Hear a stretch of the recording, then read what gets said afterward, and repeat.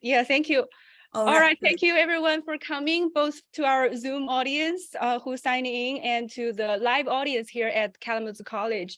My name is Yanshuo Zhang. I am Assistant Professor of Chinese at Kalamazoo College. It is my great pleasure to introduce Professor Ling today as our guest speaker for the St. Louis cluster of the HEAL program, the Humanities Integrated Locational Learning program that we're doing at Kalamazoo College in Michigan. For those of you who sign in from Zoom, this is our special sort of program that we're doing with students.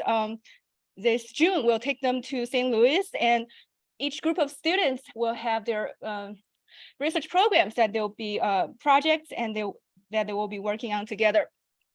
And Professor Ling is here today to share with us her prolific and extensive research on the Chinese and Chinese American experience in St. Louis and in the Midwest.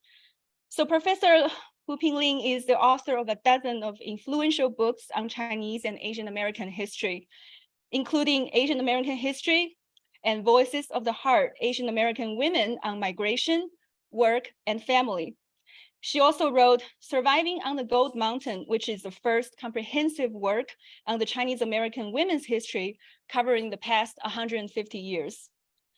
Professor Ling is the author, furthermore, of Chinese American in the Heartland, Migration, Work, and Community. So she has written extensively about the Chinese American experience in Chicago, in St. Louis, and in the Midwest in general. So we're really lucky and honored to have Professor Ling join us today. And without further ado, Professor Ling, please, say hi to us over here, and we look forward to hearing your talk.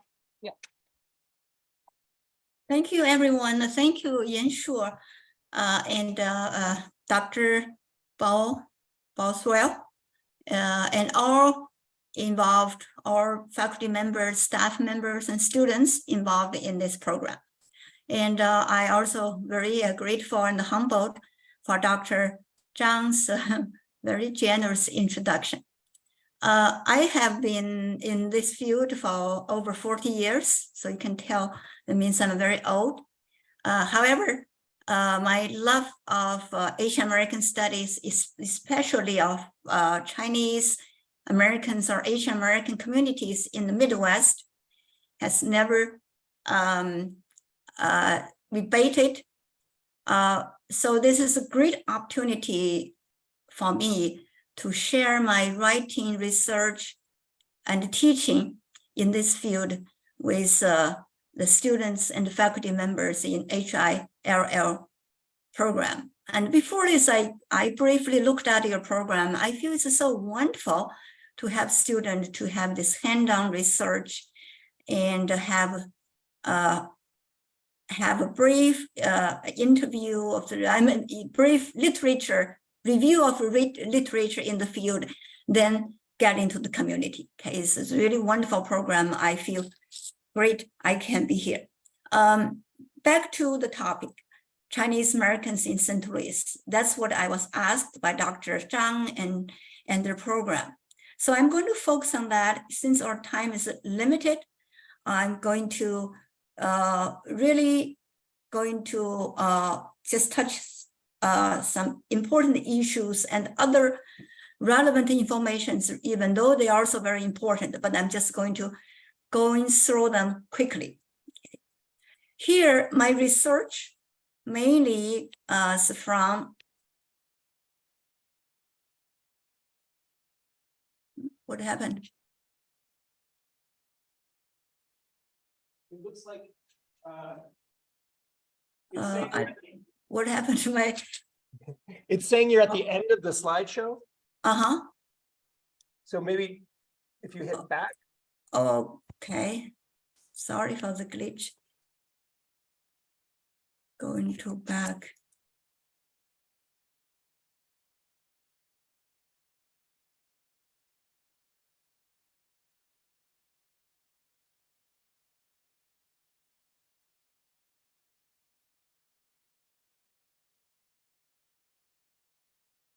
Can you see it? Not yet. Can you share again? All right.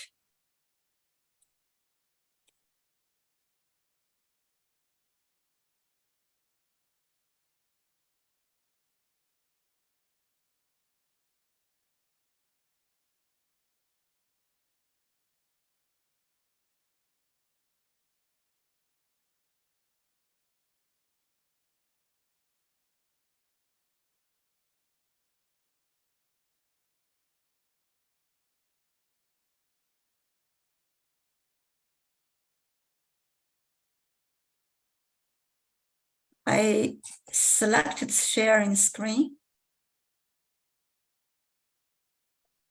It's sharing. Yeah, it's not sharing right now. Can you try clicking share screen again? Okay.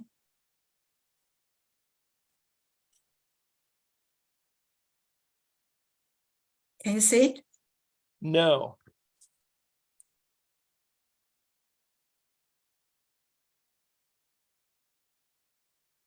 There we are. There it is. Okay. All right.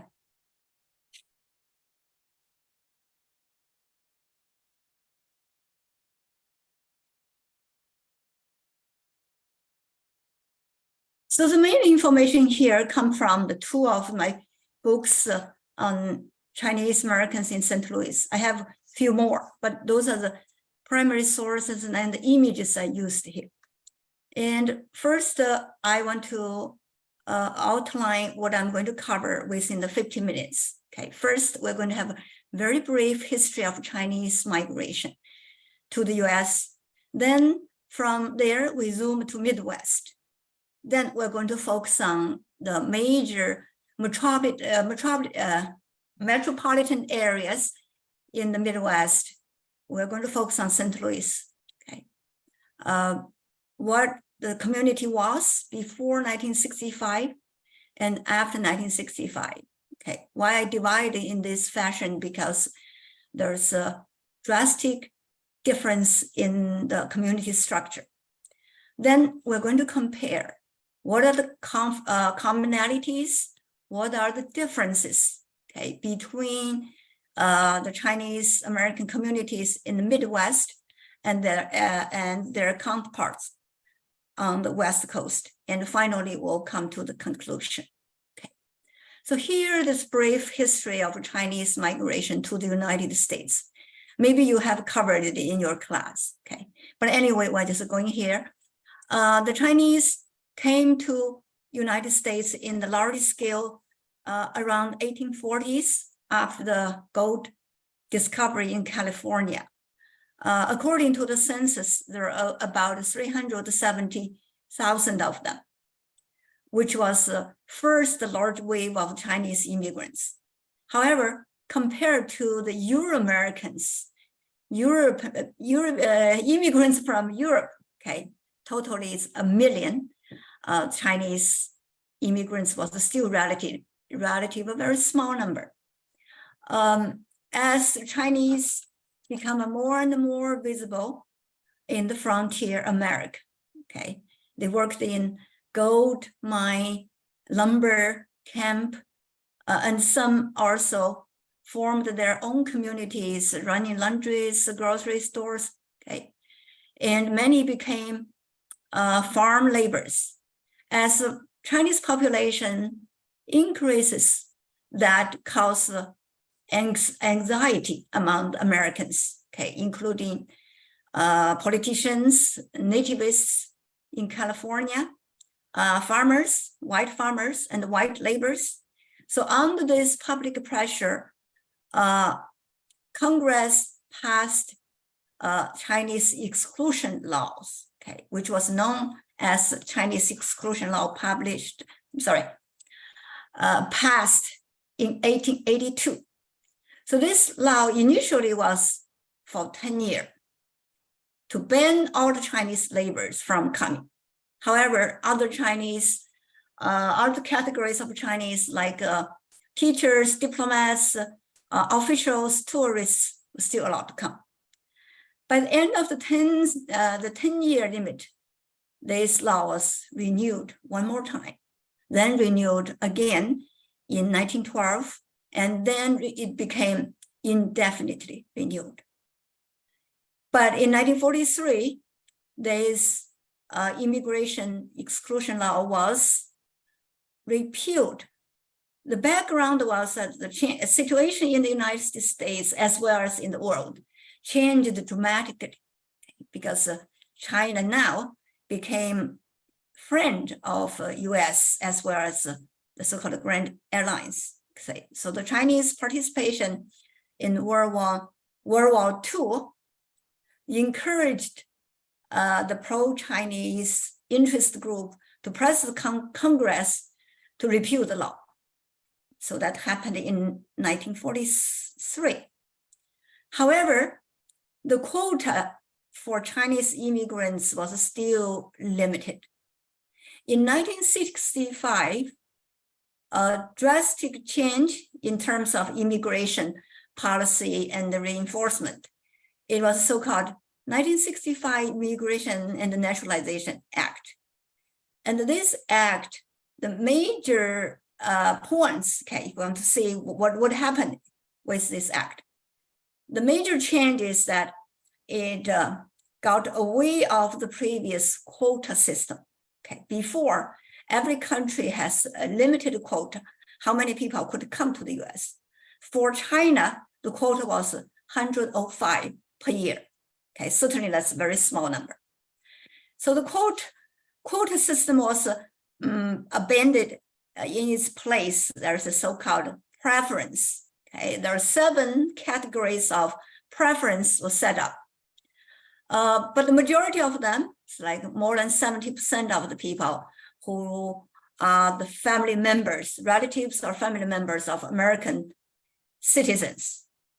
However, around 30% of people were able to came on the other preferences, okay, like people who have special skills, who achieved extraordinarily in their field, okay, field of science or arts, they were able to come. And in addition to that, refugees, okay, refugees and the people who apply for asylum will also be able to come to US. So this law caused a drastic change in American society. And of course, along we also have other changes, for example, like a civil rights movement and women's liberation movements and so on and so forth. So the 1960s was a watershed decade for US history. So the American political, social, economic, as well as democratic landscape drastically changed. Okay, we have large number of new immigrants, but initially mostly the immigrants from South America.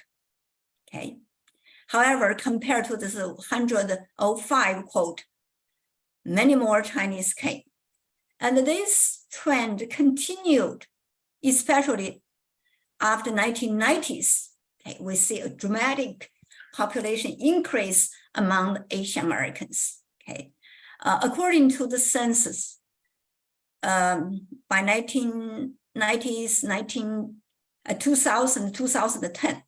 Okay, so this population increase was doubled, tripled, okay, exponentially. So currently there are 19 million Asian Americans in the United States, which is about 7.2% of total US population. And among these 19 million Asian Americans, 25% of them are Chinese. So we can see the Chinese is a major component of Asian Americans. So here in Midwest, there are 2 samples, okay. I done research in the writing. I wrote the Chinese St. Louis, published in 2004. And I also had Chinese Chicago, published by Stanford University in 2012. Then in 2007, 2010, and more recently, 2022, I have published a number of books also focused on the Midwest areas. So now we're going to focus on St. Louis. And here, I want to also focus on what is similarities, what is difference, okay? Because in my teaching and research, and oftentimes in the lectures, the audience often ask, what do you think the difference between the Chinese in Midwest and the Chinese on East or West Coast or Hawaii, okay? There are some similarities, okay? That is the localities for both the Chinese in Midwest or their coastal counterparts. These areas are have accessibility. Okay, they're either coastal cities or port cities. St. Louis is not a coastal city. However, it is a port city. Okay, both Chicago and St. Louis are port city. So they are regarded as inland port. Okay, Chicago has long history of as a node of land, okay, center of land, rail, air, and river transportation. Likewise, St. Louis also, okay, it's by the two rivers, confluence of Missouri River and the Mississippi River. Okay, so it's also a river port. So the port provide accessibility for newcomers. Another similarity is that they are dominated by this traditional Chinese community structures. On the West Coast and East Coast, there's a so-called CC, six company, or their modern name is called CCBA, okay, Chinese Consolidated Benevolent Association. But in Midwest, CCBA was not as dominant as that coast area. But Anliang, okay, Anliang has been, since the 1860s, has been a dominant community organization, okay, that ruled the Chinese communities socioeconomically, politically, culturally, okay. So that is the similarities. The difference is that in the Midwest, there's a new form of community structure emerged after 1960s, which I coined it, okay, in all my books as cultural community. And the cultural community has been warmly and widely adopted and applied in many scholarly work, as well as accepted by the public audience, as well as the community. Okay, the Asian American communities in St. Louis, they embrace this cultural community concept. And I also found many readings, okay, many writings in the recent years are using the concept of cultural community to interpret their local community, which has not seen a significant population settlement, but they have the cultural presence, Chinese presence in the cultural activities, in language schools, or in churches, or in the cultural affairs, cultural activities. And even between Chicago and St. Louis, there are also a little bit of differences, okay, because Chicago is much larger than St. Louis, and Chicago historically has been called as a second port.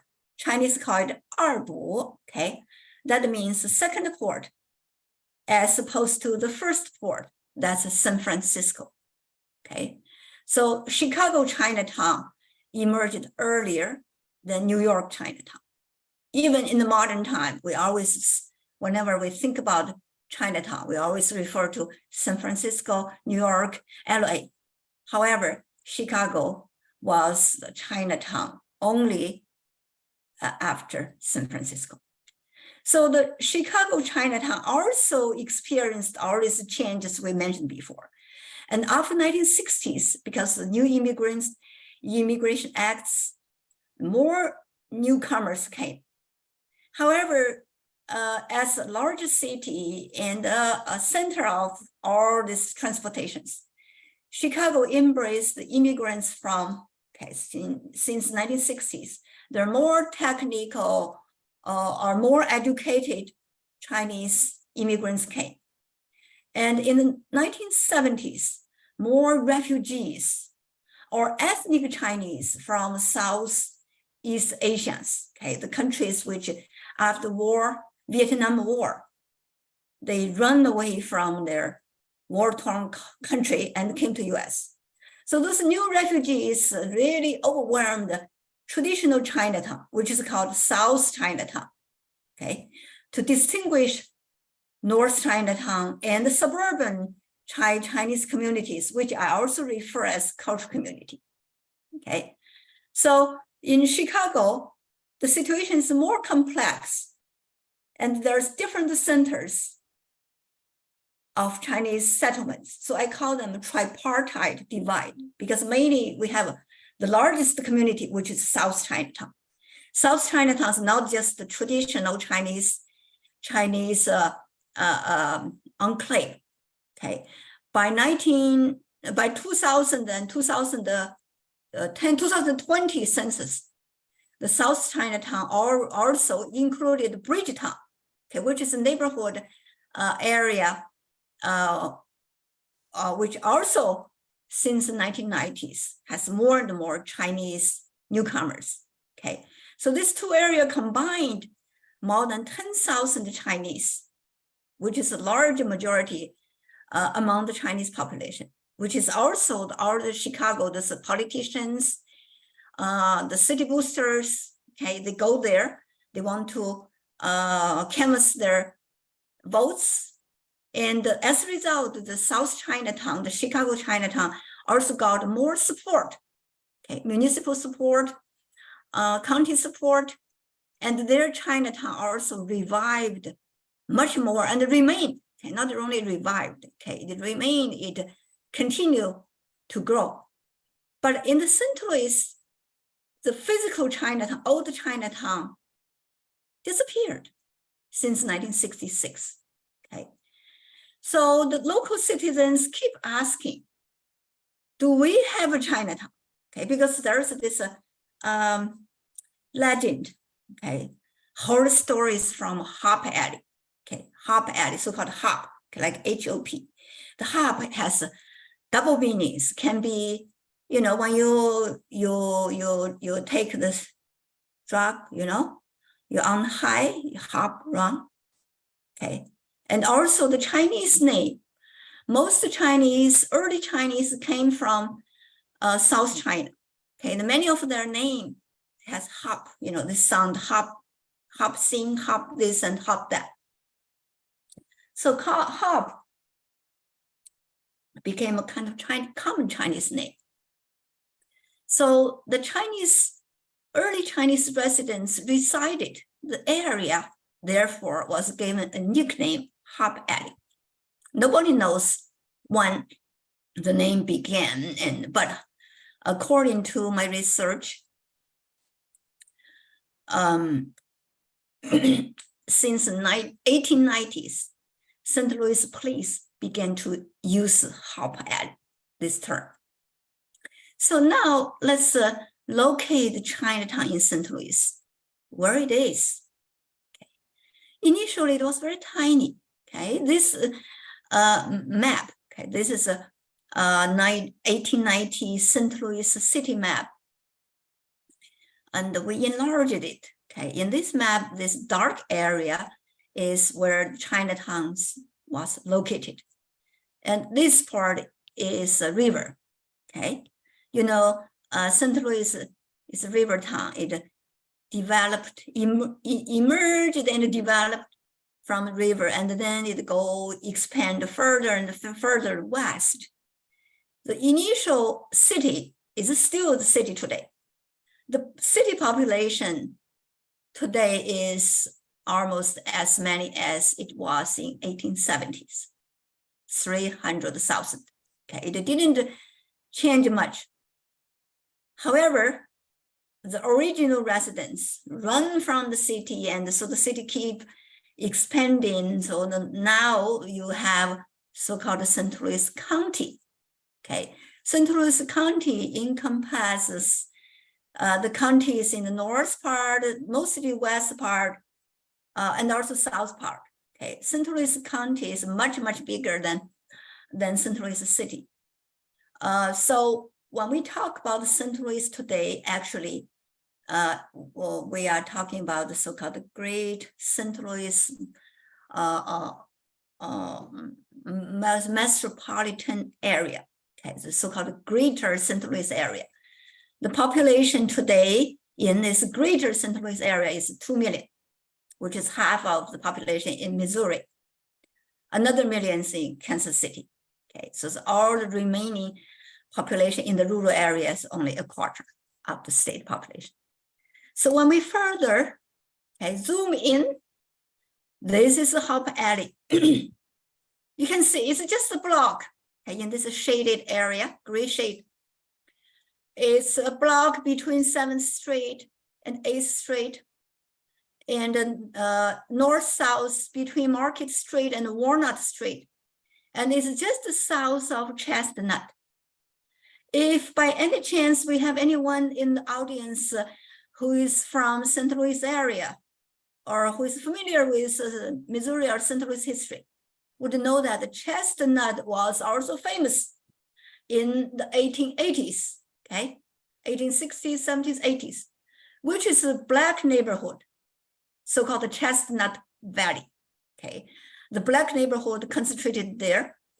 So Chinese neighborhood is just south of Black neighborhood, and so you can imagine, and really it happened. There's a lot of racial interactions between Chinese and African Americans. So in this area, Chinese initially, the early residents are the migrants or remigrants, okay?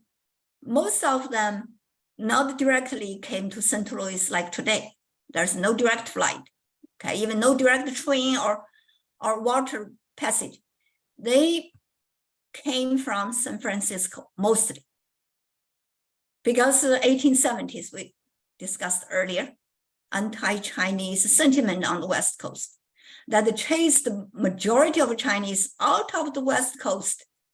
Some went to China, okay? Some returned, but the majority dispersed. Some went to east, some went to south, okay, to the sugar plantation or to the railroad construction. So many of them came to Midwest, settled down in Chicago, most likely. And many of the early St. Louisans were also remigrants from Chicago. And also many more came from New York, okay? They were sponsored by religious organizations, okay? Many of them were associated with some church.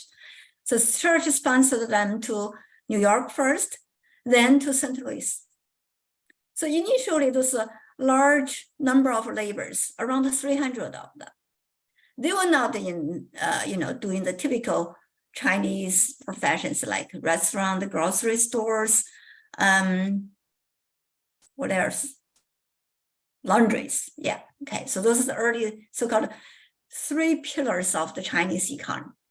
Initially, this large number of the Chinese laborers, they lived in this tenement house. Okay, so this area used to be the middle class. A lot of the people, the house styles, the French style, colonial style, and the early residents, white, flaunt merchants or upper or middle upper class.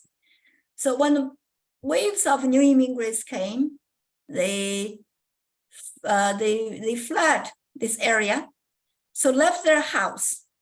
Initially, they were our individual houses, very nice house, but now those houses were remodeled into the tenement house.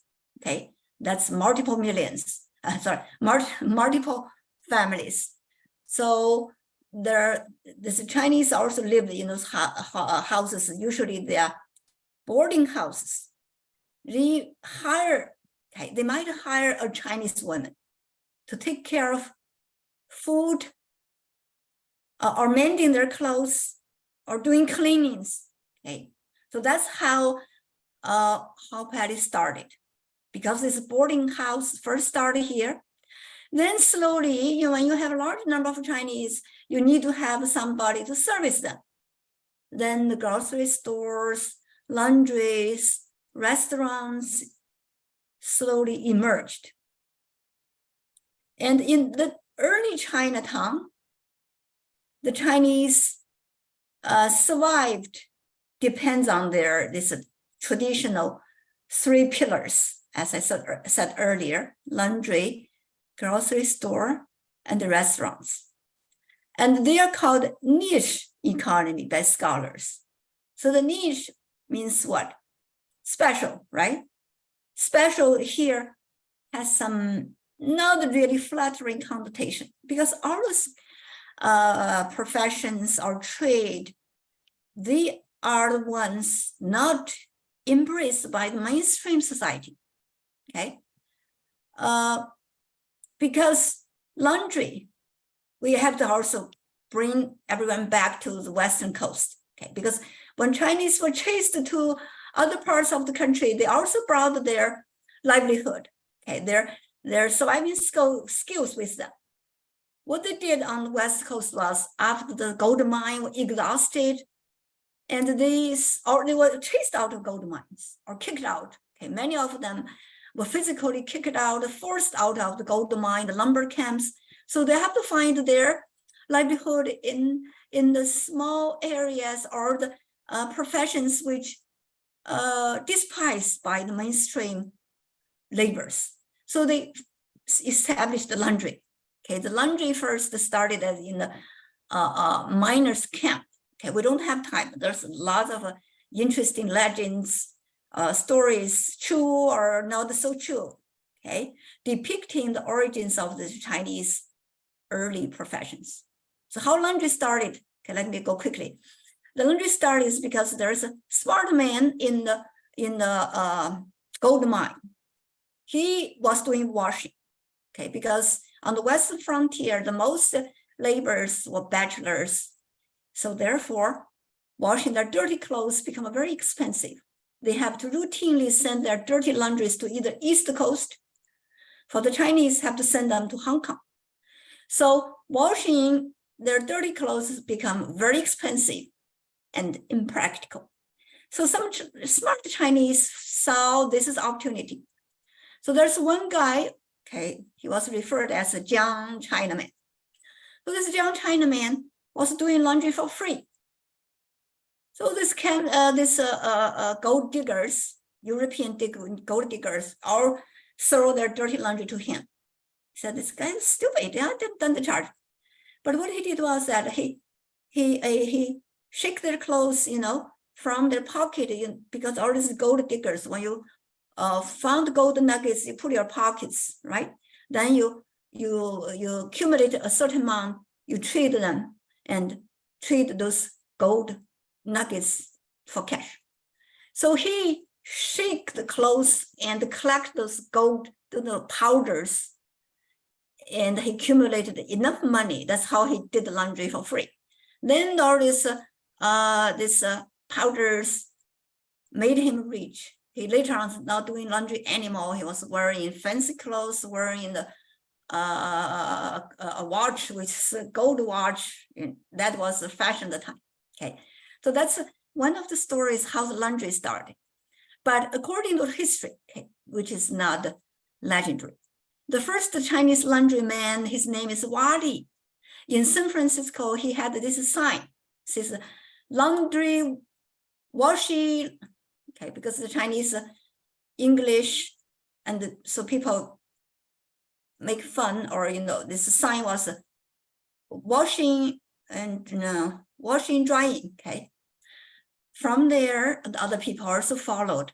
So therefore, laundry became a major profession for Chinese. So the many Chinese actually became a laundryman. We can see safely 30% or more gainly employed Chinese, according to the census in San Francisco or in California in large, were laundrymen. So when they came to the Midwest, they brought this skill with them. And also laundry is very easy it's a business very easy to start. There's no capital, almost no capital required, no skills required. All you need is a scrubbing board and some soap, and you can start business. So laundry was major business, and the grocery store also, usually they provide provisions for Chinese laundry and the food supplies for Chinese laundry and the Chinese restaurants. Okay, this initially, they mainly catering their own ethnic community, not for the larger society. Restaurant initially also was servicing the Chinese laborers in the camp, in the gold camp or lumber camp. And white eaters accidentally found, oh, the Chinese food is tasty. Okay, so therefore Chinese took advantage, began to have their chopstick shop. Okay, so this is a generally economic picture in Chinatown everywhere, and of course in St. Louis. Another image of Chinatown in the Victoria time is Chinatown is crime-ridden. So the local boys oftentimes dare each other. Okay, they dare their playmates say, can you take a round and come back? Okay, go to the Hop Alley and come back. Okay, they dare each other. So that means this is a place really is crime-ridden, and according to the local newspaper, certainly there's crime. Okay, the one crime report says that someone so and so was hit by hitman, and some days later his head was found in the basket of the rice. Okay, a rice basket in Chinatown. Okay, so those horrible stories and those negative image influenced the larger society to see Chinese from a very negative perspective. But in reality, let's look at what the Chinese men were, okay? A Samoa laundry is very prominent and typical Chinese laundry. And this laundry, I think, worth a book. I have a very extensive coverage on Samoa laundry. Okay, there's a section in Chinese in St. Louis. The subtitle was Save Samoa Laundry Campaign. Okay, that happened in 1870s when the city again. Okay, in 1950s, 1960s, St. Louis had the so-called city renewal movement, urban renewal movement. So that chased the old Chinatown, okay, the Hop Alley out. Okay, all their business were leveled to make way for the Bush Stadium. So the Chinese were chased and they moved to somewhere else. Okay, they moved to Delma area, which is Washoe, Washington University, is north of Washington University, close to campus. So the business there prospered, then it became a second Chinatown. But in 1970s, the city again have further renewal movement. Washoe is going to expand and going to have a parking lot there.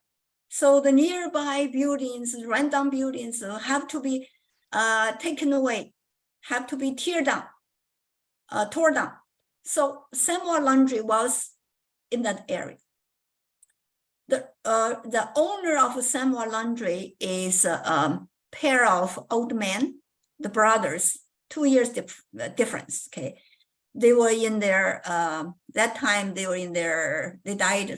Last brother died. So they were in their 70s, and the two old men lived in U.S. never returned. Okay, they came in the 1910s as young men. One married, left wife and children behind. One never married. So they stayed in St. Louis, and periodically they send remittance to China to support their family, but they never had the money and the chance to go back. So at this point, they were told had to move out. They couldn't do anything but to prepare this move. So they put a sign here, you can see here. See, we're closing next week. We're not taking any dirty laundry. And they survived. By this time, Samoa Laundry in 1870s was the only laundry in St. Louis in operation. The laundries were popular in 1870s, 1880s, 1890s, and the latest in 1810s. And by 1930s, they all either closed voluntarily or their owners went to China because of Great Depression. So by 1950s, no more Chinese laundry, because by this time, the machine, right? We have a washing machine.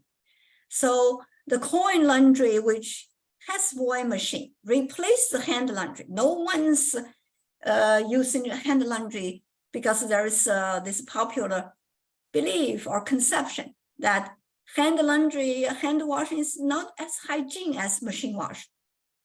But summer laundry still survived, and there's a group of loyal customers remained there. One of their clients is the man by the name of his name. I interviewed him multiple times. At the time, his last name is Pointer. Okay, there's a record in the St. Louis, Missouri Library. So he was a reporter for St. Louis Post-Dispatch. He sent his laundry here, and he also made friends with the two elderly men.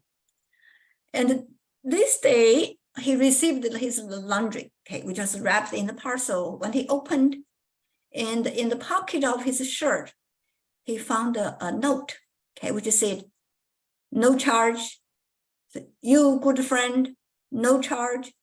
We're closing," okay, because their English was still very limited. They use a very old way to do their bookkeeping, okay. And most importantly, their charge is very low. They still charge 15 cents, 25 cents for washing your clothes. Okay, 15 cents is just the collars, because people use the collars, you know, in the late 19th century and the early 20th century. So that low price attract their clientele mainly. And also some people believed hand-washed clothes last longer, right? There's less damage to your laundry and to your clothes, and your clothes therefore last longer. So when this journalist saw it, he became very angry, you know. Not personally, he was attached to this old brothers, but also he came from New England area. He grew up during the civil rights movement. He was active, and he told me, he said, my blood was boiling. So nobody would speak for this elderly man. They are illiterate in English. Okay? They're not illiterate in Chinese. Okay, I read their Chinese letters. They have very beautiful calligraphy, Chinese calligraphy. They have no knowledge of this American society, okay, how the society is operating. So they were packing and going to leave.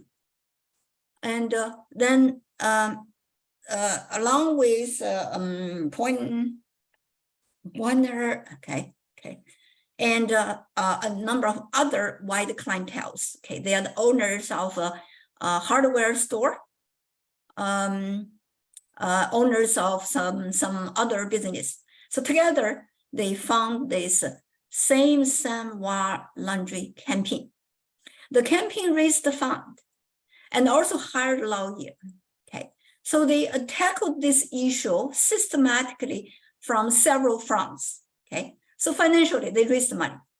They said, because the city is going to say that this house is in danger, it's in violation of the city covenants, so should be torn down. And then they said, okay, we will fix up this house. Okay, whatever the cost, we will pay for it. So they raised $10,000, which is enough to remodel and repair this building. And then they also tackled from legal front. Okay, they did research and they consulted some counseling centers, you know, therapists, okay, psychological therapists, and there's Apple studies that time.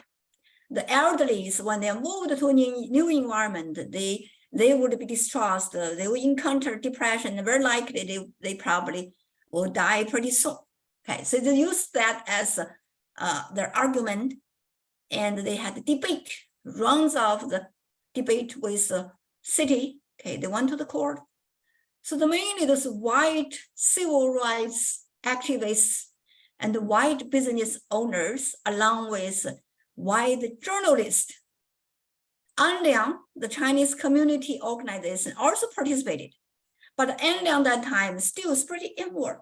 Okay, they were not immersed in American culture, not integrated with American mainstream society. They didn't know how to fight. They also contributed the role of the cash. Okay, but mainly those white people helped, and eventually they won. They won the case. So the city agreed they are going to let the elderly stay there until their last day. So in 1886, the first brother died. In 84. In 1886, the second brother died. And this brother's body was still not cold. Washi immediately came to clean out all their remains, which is not much. Okay, they lived in the laundry, behind the laundry. They used the boiler for heat, and they had old TV and old radio which are not working, and they had some miscellaneous stuff. So this journalist, okay, he rushed there on time to rescue a box of their own shrine, okay, a Chinese statue. They used, to worship, to ask those Chinese icons to protect them for their good luck. So those stuff were rescued, and some of their family correspondence, some old pictures, they are now held in the Missouri Historical Society. So this is a story of the Sanwa laundry. Okay, here's two old brothers, and this is a ticket, their laundry ticket, how little they charge. And I think we run out of time, right? And other business, I'm going to skip. Okay, this is a picture on the left is grocery store. Picture on the right is Chinese restaurants. And the lady on the right was this lady, who also was a lady here in this picture. Her name was Annie Liang. I'm glad I had opportunity to interview her numerous times and saved her history, her personal history, because she was regarded as Miss Chinatown. He also was regarded as a spokesperson of Chinese community for decades, okay, from when she was a teen until her death, okay, because he educated in American school, she could speak the Chinese dialects, that's Toisan, and other dialects as well as English. So she has been, even she was a girl, she was a spokesperson of Anliang and other Chinese community affairs whenever.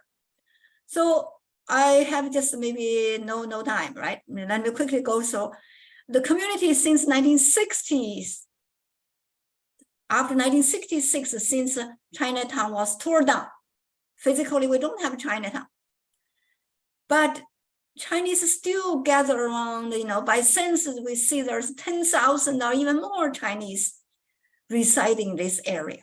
So where are they? Okay. They are, because we're not able to identify them physically. There's no physical Chinese community anymore. However, if we look at a social, cultural, spatial aspect, there is a community. And this community is very fluid, very flexible. Okay, it comes, okay, it gathers, then it disperses.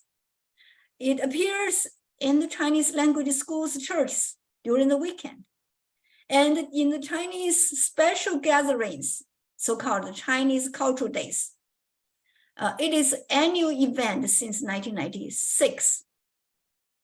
And I was just there. Okay, so here are some pictures I took in 1998 and 99 when I resided in St. Louis and as a visiting professor at WashU.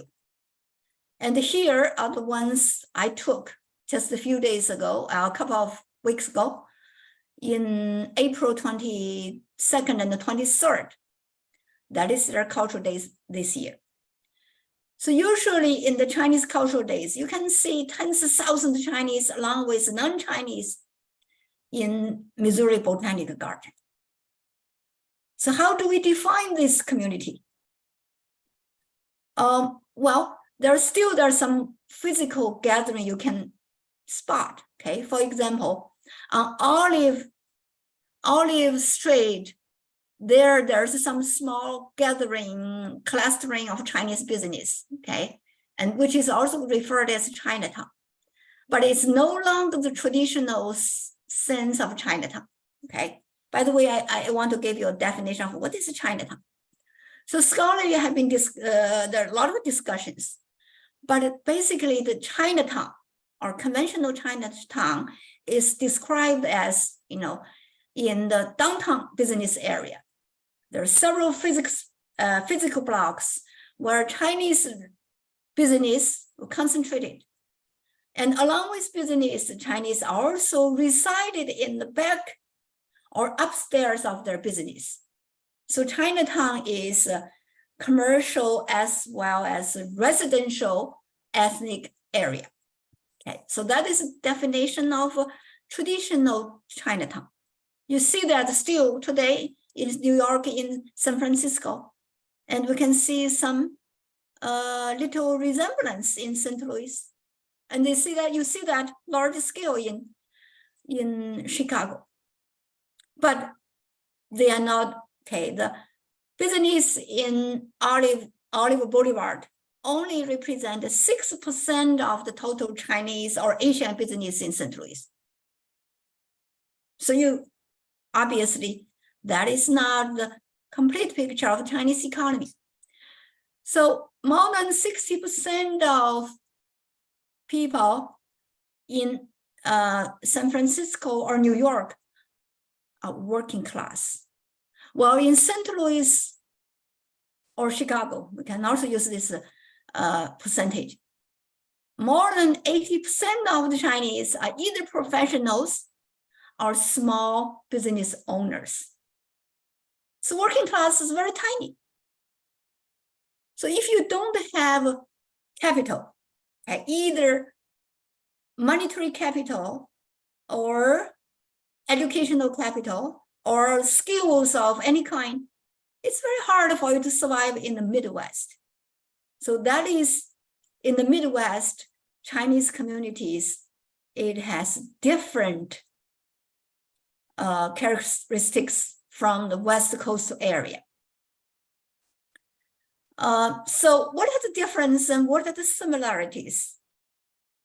And in my book, my newer book, Chinese Americans in the Heartland, I pointed to 1, 2, 3, 5. Okay, there are 2 in this slide.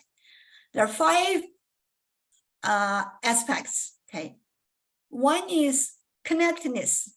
Okay, either Chinese community in Midwest or on coast, they all have a similarities. That is, they depend on their ethnic transcontinental or transnational networks.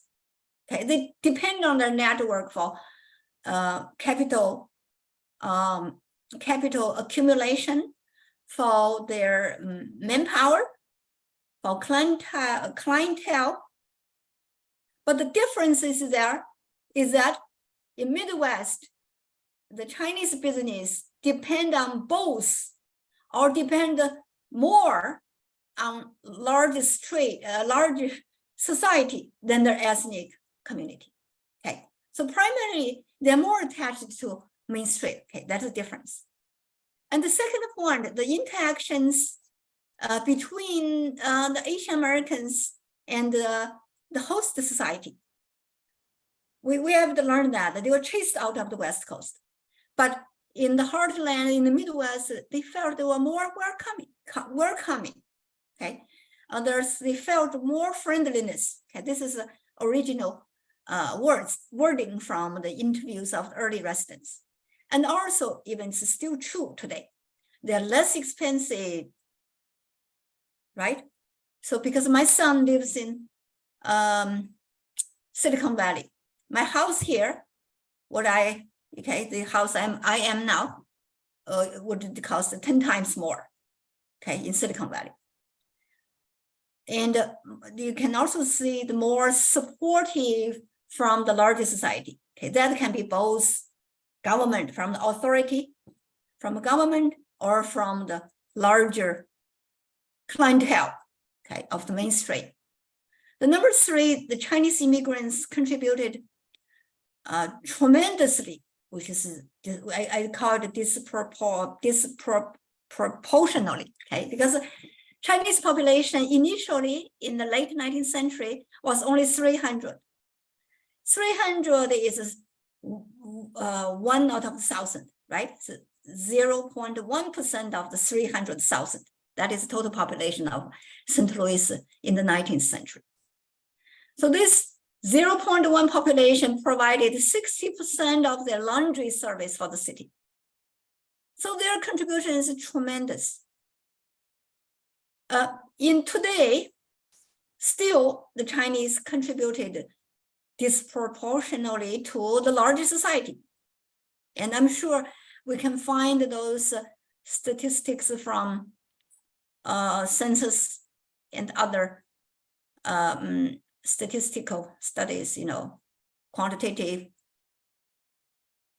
and which is not the task of historian mainly. Okay, so there are a lot of demographers, sociologists are doing that. Okay, so here I want to see that come to our conclusion. Okay, besides this previous 5 points, it is very important. Okay, this is towards the class, HI area class at Kalamazoo College. Local history is very important. Okay, every area history, St. Louis is local history. Yeah, St. Louis history. New York history is local history. California history is also local history. However, people have a conception that, if you, like California history is more representative of US history. But we know all this regional history together, they make national history. Okay, so that is what I feel, that's what I have been doing in my past 40 years. And the local history is very reflective of national history and even global history. Okay, in the history, what do we learn from history? Does history provide lessons for present? Okay, I think I covered enough what I plan to cover, and I apologize for a little bit running over the time. And here I'll keep this slides on, because if you're interested in that, those are on this slide, those are the books I have written more related to Midwest. And these are the 2 newest books. On the left is Chinese American in the Heartland. For the audience, you can use my 30% author discount. Okay. If you contact the organizers, if there is a demand, you can contact Rutgers University Press using my quote, my author discount quote, can get 30%. Okay, and also free shipping. And this one is coming in August, which is general history. Okay, applies to all Asian Americans. It is the newest and the most authoritative and the most comprehensive, inclusive history of Asian Americans. Okay, and if you're interested in this book, you can also get 30% discount from Rutgers University Press. Okay, thank you very much. Great, thank you so much. Thank you. Thank you so much for Professor Huping Ling for joining us. Really fascinating talk. Obviously, we'd be excited to listen for much longer than we have. But thank you so much. We really appreciate it. Thank you for everyone who joined in via Zoom. Thank you. So in case you have a question, you can always contact me. Okay, anyone in the audience. Okay. Well, thank you so much, Bo, for your work, for all your arrangements, and especially for Yan Shuo. Well, thank you, for Professor. inviting me. Okay. Very nice meeting you. Thank you for this rich conversation and talk. We learned a lot from you. Great. Yeah, and I hope we can see each other in person in the near future. Yeah, that would be great. Yeah. I look forward to that. All Thank right. you So so much. Thank you for your I'll time. see you later. Bye. Bye. Bye.